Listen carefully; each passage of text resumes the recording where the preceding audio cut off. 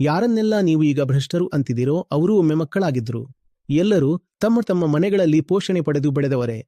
ಆದ್ರೆ ನಾವು ತಂದೆ ದೇವರು ಮತ್ತು ತಾಯಿ ದೇವಿ ಅಂತ ಹೇಳ್ತೀವಿ. ಹಾಗಾದ್ರೆ ಇವರೇಕೆ ಹೀಗಾದ್ರು? ದೇವಿ ದೇವತೆಗಳ ಮನೆಯಿಂದ ಕನಿಷ್ಠ ಪಕ್ಷ ಸಣ್ಣ ಪುಟ್ಟ ದೇವತೆಗಳಾದ್ರೂ ಹೊರಬರಬೇಕಿತ್ತಲ್ವಾ?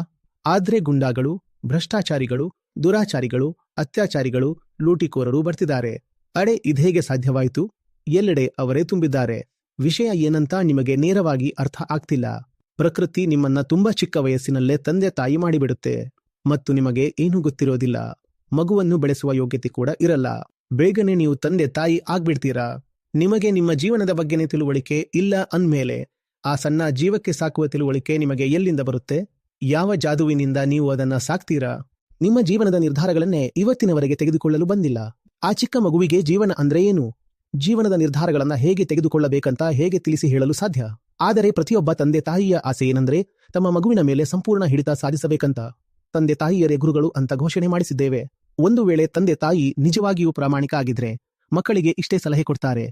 ನಮ್ಮ ಜೀವನ ತಪ್ಪುಗಳ ಒಂದು ದೊಡ್ಡ ಸರಣಿ ಇದೆ ಮತ್ತು ನಾವು ಜೀವನದಲ್ಲಿ ಏನೇನು ತಪ್ಪುಗಳನ್ನು ಮಾಡಿದ್ದೀವಿ ಅಂತ ನಾವು ನಿನಗೆ ಹೇಳಿಬಿಡ್ತೀವಿ. ನಾವು ನಿನಗೆ ನಮ್ಮ ತಪ್ಪುಗಳನ್ನು ಮಾತ್ರ ಹೇಳಬಹುದು. ಮುಂದಿನದು ನೀನು ತಿಳಿದುಕೋ. ನಿನಗೆ ಸಲಹೆ ಕೊಡುವ ಯಾವುದೇ ಹಕ್ಕು ನಮಗೆ ಇಲ್ಲ ಅಂತ ನೇರವಾಗಿ ಹೇಳಬೇಕು.